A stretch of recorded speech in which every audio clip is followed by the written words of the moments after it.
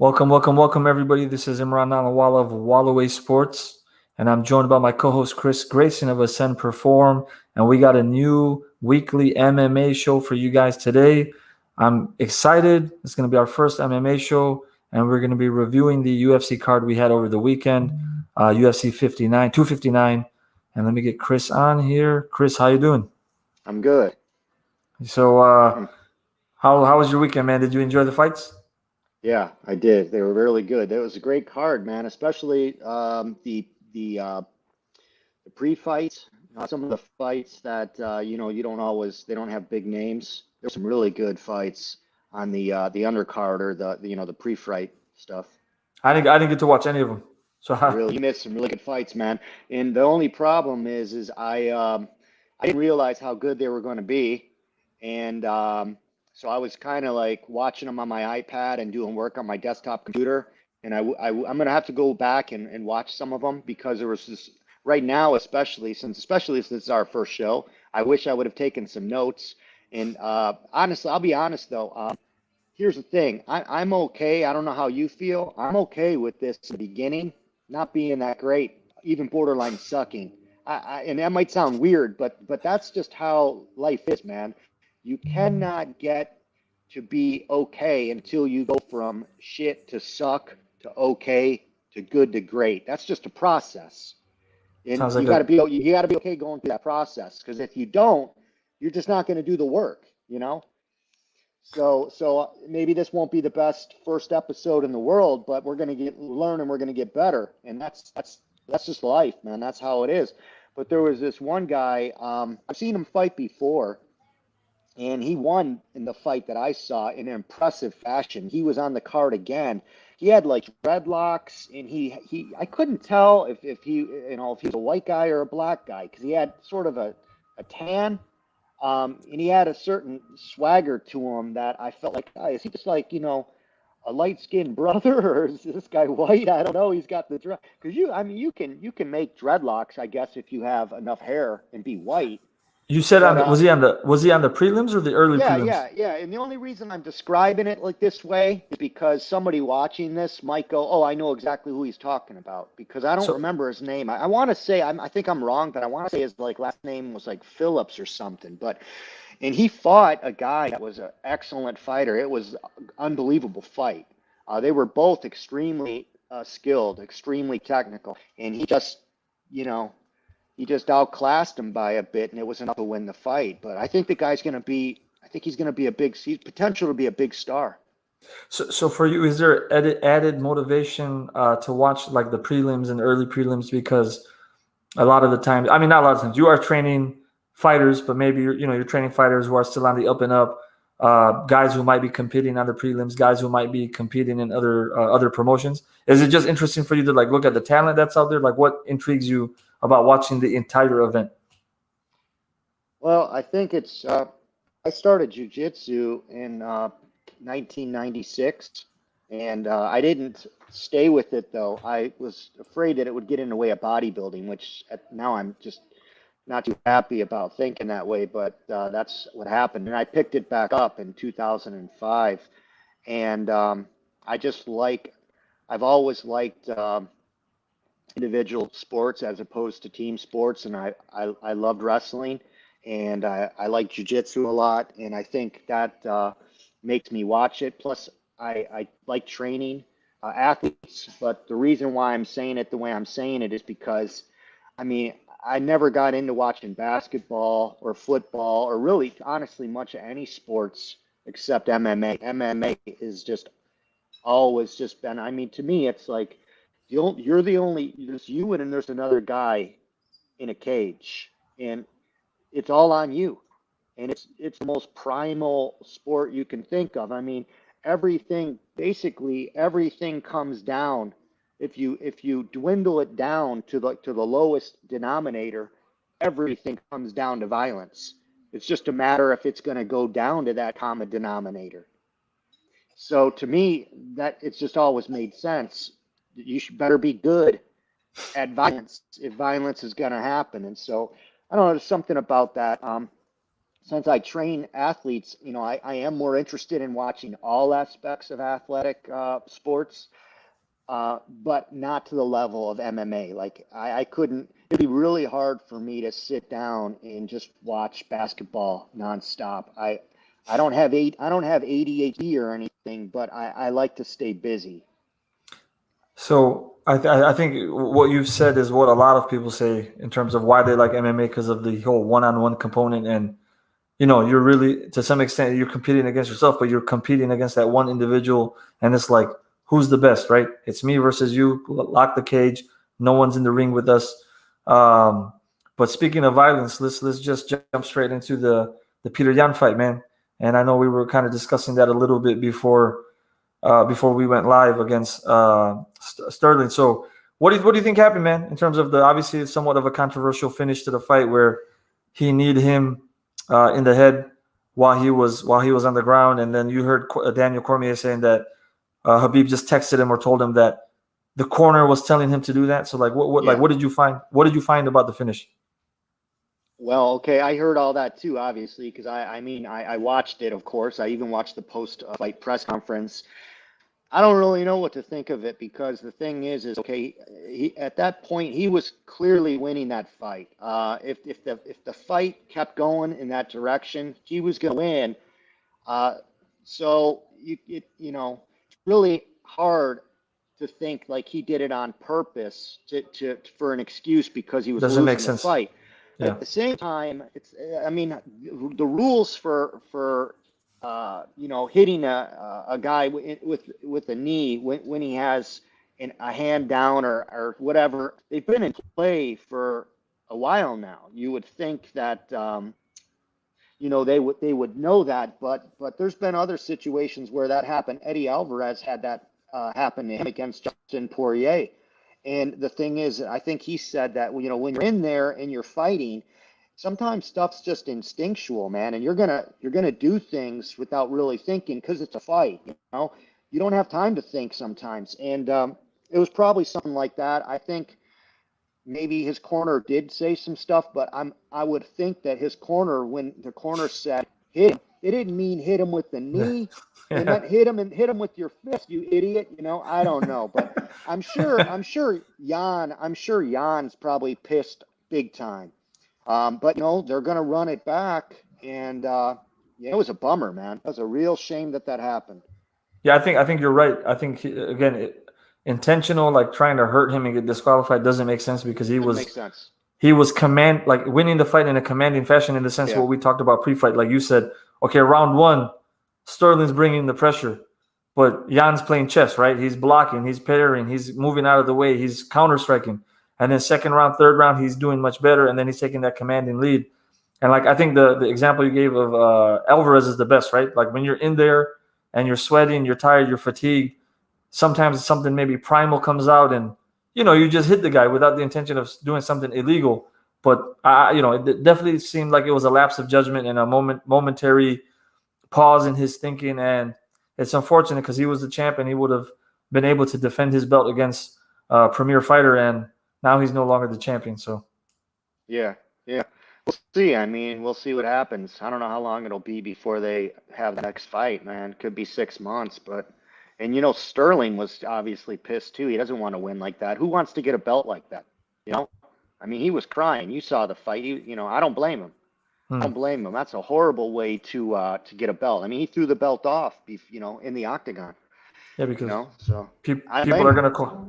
Yeah, people are gonna call into question. And it's I mean, it's probably people, yeah, yeah, yeah, for 100% they will, but it's probably not even about people. It's right. just like it's about Himself. him. I mean, he's Mm. just he's a serious competitor. He takes himself seriously. He knows he's all the work he put in. He knows he's top of the food chain when it comes to fighting. Who would want to win like that? Of course. What were your thoughts on the main event? We had Izzy versus Jan for the lightweight. They were the light heavyweight championship. So obviously Izzy had to gain weight to make weight. I think that's correct, right? He walks around usually a lot lighter than what he fought at. So what were your thoughts on the way the fight was going, and like what were just some general observations? It's funny because I was texting my friend Just Paul, who's an MMA fighter. and I told him, I said, look, I'd love Yan to win, or Jan, but because I mean, I don't dislike Izzy. I mean, I don't know him, Right. but he is awful cocky, you know, and I don't know, it gets to me a little bit. So I was hoping Jan won because he's a very humble guy. But I was telling my friend, I'm like, I don't think he's going to. I think that Adesanya is just a master at controlling distance and picking his opponent apart at that distance, wearing him down, whether it's leg kicks or whatnot, and that's pretty much what was happening. So I couldn't believe that uh,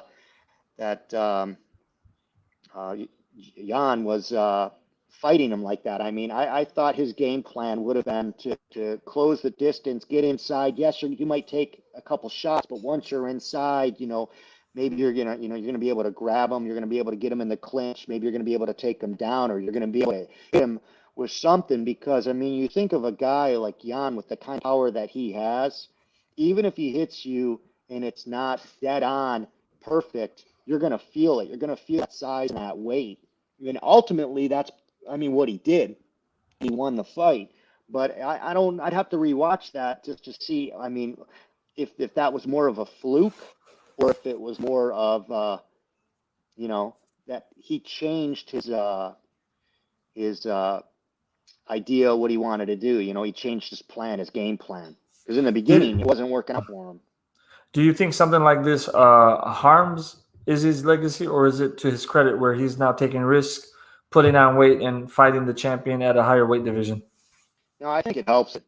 I think it helps it. I think I mean, that's awesome that you're going to take those risks and do that. And Jan is, I think people sleep on that guy. They don't give him enough credit. Even though he's champion, I don't think a lot of people really think he's a deserving champion and he's going to be champion very long. I wasn't giving him credit. I don't think I was either. Yeah. But I mean, I think there's other fighters that might have more athletic ability or more talent, but there's a lot of aspects that make up a good fighter. It's not just athletic ability. Look at Luke Rockhold. Jan knocked out Luke Rockhold. Luke Rockhold has some of the most athletic ability in the UFC. Definitely one of the highest in his weight class. You get hit with that, that big Polish power, like they say, man, you're going to sleep, man. So we'll see. Yeah, it's interesting, man. I want to see what's down the pipeline for Jan. I want to see who he fights next, because now he surprised me twice, right? I didn't expect him to win the belt against Dominic Reyes, and I did not expect him to win a couple of nights ago. So it's going to be interesting to see who he fights next. Yeah, I guess I want to see Israel. Israel said he wants to fight Darren Till, and that's a tough fight for him. I think Darren Till is a killer, man. I think it's just he's had a couple setbacks. He got knocked out by the Street Jesus Masvidal. And a couple other issues, but that guy's a killer, man. That guy's big, strong, athletic, fast. So that's a tough fight, and I don't think that he'll be afraid either, and I don't think he'll be worried about closing that distance and taking some shots. he's got that famous clip. I can't do it properly, but in his thick North England accent, it's like I don't care. I just want to fight. Yeah. I'm wondering how long is he going to keep coming out to that Neil Diamond song? Like, is he going to change it, or is he going to commit to that 100%? Because it's just, I think he's committed, man. I think he's committed. He might be probably committed, but how a lot of those people are superstitious, man. Maybe you play that song and you come out and you lose twice. Now you're like, I got to change the song. I think Israel came out to a new song this time. Yeah, I think he did. Because usually he's out, dancing and doing all these things while he's coming out. He changes it up like every time, it seems. Okay. So interesting. Man, I guess at least for me, no surprise. Amanda Nunes versus Megan Anderson. I was watching this with some guys, and they were talking about Megan Anderson's height, and I said it's not going to make it's not going to make a difference, because Amanda is not only very powerful, but she's like a leopard. She's very quick. She's very agile. And man, that was like over before it even started. So did it play out the way you thought it was going to play out? Yeah, pretty much. But Amanda Nunes seems like a super nice person. I'm sure she is. So I feel bad saying I almost wanted to see something different. Um, but she's just been the champ so long. It's nobody seems to really be threatening her, and it's almost kind of like when Demetrius Johnson was the Mm. champion. And after a while, you're just like, man, it's getting a little boring because there's just nobody there. I don't know if that affected pay-per-view numbers when he was fighting in UFC or not, and maybe that's part of the reason why he left. I'm not sure, but that's kind of like what it seems like with her. But yeah, I mean, one of the guys, how when they're having the fights, you'll see like people chiming in, like I don't know how if it's like a YouTube comment or how they're posting comments, but you'll see it scroll on the bottom left of the screen. Yep. Maybe it's Twitter, I don't know, but it was Cub Swanson said, "Man, I think she could knock out a lot of dudes in the UFC," and I think he's right, man. I think he's right. I mean, she hits like a man, Yeah, but she's got a power. skilled man. Because I Yeah. mean, there are men outside my house right now who can't throw a punch to save life. I mean, I'm talking about a skilled male fighter. I She's mean, unreal. when she was trading with Cyborg, that's for me. That's when I was like, wow, like that's interesting. Like the approach she took in terms of the way she beat Cyborg, and she was willing to stand in there and trade with her. But she's because Cyborg looks a lot bigger than her too, right? In the division they're fighting at, but she went in there and she was trading shots. So that's very interesting. Um, Last fight I wanted to discuss with you, man. I was very excited about this fight because obviously I'm a big AKA fan. I've interviewed Coach Javier Mendez before, but was Yeah, Drew Dober versus Islam. So, yeah. what did you thought? I'll let you go, and then I'll give you some of the opinions I have of the fight. But what did you think of the fight? That guy just reminds me of Habib. I mean, he just looks like Habib as far as his skill goes. I'm not his appearance, but his skill. Um, and basically, that's what he did to Dober. It looked like Habib's style, which makes sense. I mean, from the same region, I'm sure they've trained together for a very long time. He's probably got a lot of the same. I don't remember the credentials, but I know they mentioned them and a lot of the same credentials and background as Habib. And one guy that trains with him said that he's just as good, if not better, than Habib. Which, man, I think that's kind of crazy to say. I don't know. Who Can am you I to say mention? whether? I Can you don't was remember that who. I okay? don't remember who it was, but I think it was somebody that just my friend, the MMA fighter from Seattle that I trained, knows. Said that guy said, who I think it was? Um, I can't remember his first name, but Thompson. He does a podcast with Big John McCarthy. Okay, okay, I I know which think one you're I, talking I about. think I think he trains at the same gym. You're And right. and Josh Thompson, and he said Yeah. that supposedly. I didn't hear Hmm. him say that supposedly, and it's kind of shocking to hear because I mean Habib went undefeated. I mean, and the guy's arguably the goat, and to hear that Yeah, this guy might be just as good, but I mean that's what he did to him. You yeah, know, I've heard that in this point in their careers, if you compare the trajectory of their careers, that he's a little bit more advanced than Habib was in terms of overall skill. They're saying that I've heard that his boxing is a little bit better. So that's interesting to see because even when he got him on the ground, I mean it was like a masterclass, right? When he got him on yeah. the ground and the way he was transitioning between moves and whatnot. Yeah, when he went for that fast arm bar, that was awesome because it was extremely fast, and you could tell, like, if you spend a second thinking about going for that and afraid that, like, if I go for this and I give up a position, um, which is people will do that all the time. If people don't have you get in a position that you have a dominance and you have control, and then to go for some type of submission, you might be giving up that position, and sometimes a lot of people have a lot of problem with that. So to go for it that fast, I mean, you tell right away that this guy's not concerned at all, and it was just extremely fast. Man, he almost had it too, man. It was real close. What do you think? Because before the fight, he was not top 10 in the division. So who do you think he fights next, man? Clearly, he has to fight like a top 6 or 7 guy. No. I don't. I mean, maybe I don't know. It Yeah. makes some sense, but do you remember what he was ranked? I think it's ranked 12 or 13. What was Dober ranked? Let's check right now.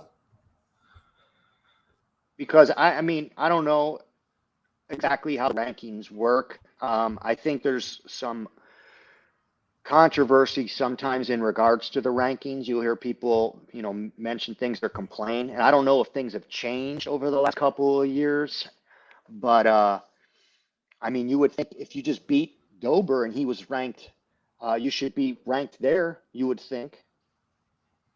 And Yeah. and So how? Yeah, you got it.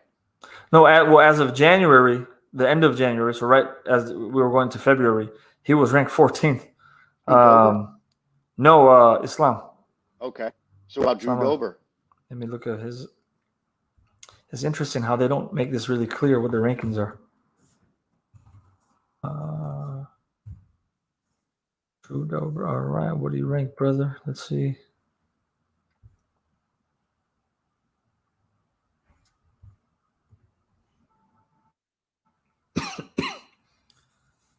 All right. Drew Dober is ranked.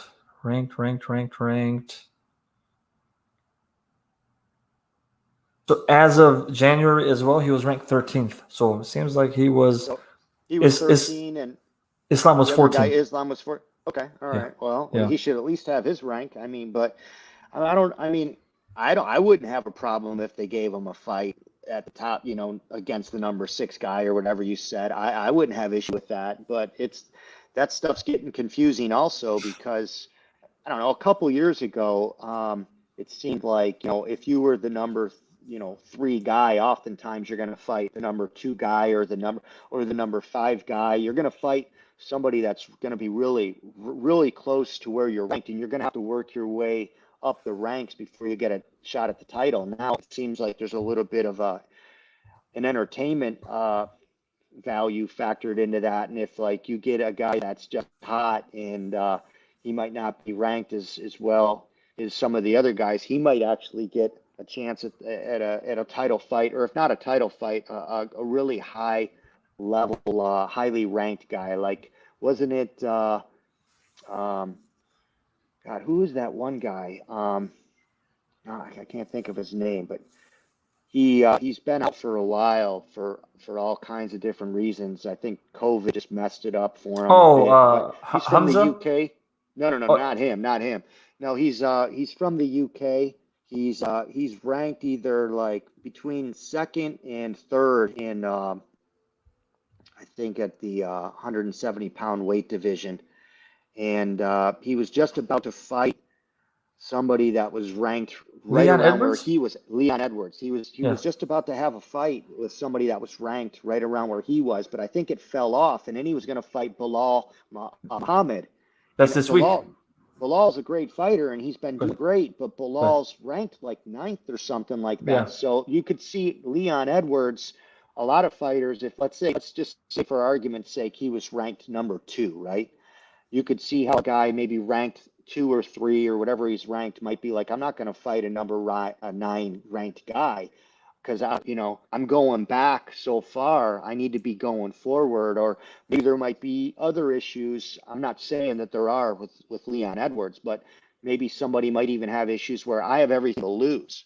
I'm going to fight a number 9 ranked guy. If I lose to a number 9 ranked guy, that's going to affect me in my career, my potential to fight for a title. And the number 9th ranked guy, he's got everything to gain. There's no risk Right. for him. I mean, if he Yeah. loses to a number 2 guy, He's probably So still I don't number know. 9. I mean, I don't know. I sometimes when these things come up, I try to think like how I would think. But it's really hard to say because there's money involved too. So if for me, if I was going to make a truckload of money, and then I wouldn't care as much. Yeah, it's interesting because for me, that's probably the only fight that I'm seriously considering watching next week. There's a couple of others, but Yeah, it'll well, be interesting. it's free next week though. I think it's so ESPN you Plus. don't have to pay, which is great. Yeah. So I'll watch them all. I'll watch all of them. Yeah, and then Habib's other teammate Zubair is going to be fighting on the prelims, obviously, aka guy. So I'm going to probably check that one out and see how he does. Yeah. But it's going to be interesting, man. For Bilal, Bilal's a Chicagoan.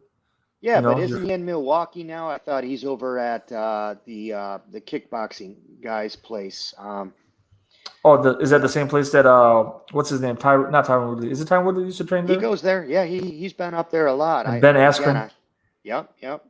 He's got I a lot. forgot. He's got a lot of Ralph guys.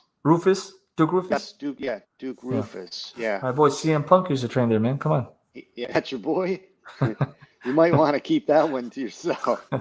He used to be a WWF That fan guy in fell WWE. off planet Earth. What happened to him? He probably made his. I mean, even when he was in wrestling, man, he was kind of like low key. Towards the end, he was kind of like drifting away from the sport, and not that much in the limelight like he used to be. And he did his UFC thing. He got his couple fights, and he lost. So in terms of the UFC, he's done. I mean, he's back. I haven't checked in a while, but I know he's been doing commentating for the WWE. So Oh, okay. because he had a real terrible breakup with the WWE and Vince McMahon and Triple H and all those guys. But I guess they mended their differences to some extent, and he's back. So I think he got involved in MMA way too late, man. He was already very old. He was Yeah, like in his late 30s. So it is what it yeah. is. Well, I don't know But anything about WWE. I never got into that. You I'm sure know. you don't, man. I'm sure you don't. Uh, so I think, Chris, what we'll do is that we're going to top it off. Man, we're at the half an hour mark, and I think this is a great intro for our first show. And I think every week, man, we're gonna do a recap. We're gonna be bringing on different guests, ladies and gentlemen. So stay tuned for the different guests that we'll be bringing on, and the different topics that we'll be covering. And it's not always going to be a review show in terms of reviewing the previous weekend's festivities. Sometimes we'll have discussions, like in terms of who is the greatest welterweight fighter of all time, or who is the greatest heavyweight fighter of all time. So do look forward to that. If you enjoyed any parts of the show, please do like and subscribe and share. And Chris, Ascend Perform, that's his social media channel. He is a strength and conditioning coach, jiu-jitsu practitioner, and trains many combat sport athletes. So do check his page out and see some of his services. And Chris, I'll give you the last word before we end it, man. I got nothing, man. I like everything that you said. I think that there's a lot of stuff that can be discussed, and I think that we keep doing it, and it's just going to get better. Get some good guests on. That's all I got. I agree, man. So, ladies and gentlemen, we'll see you guys next Monday, and stay tuned. And thank you all for coming. Peace.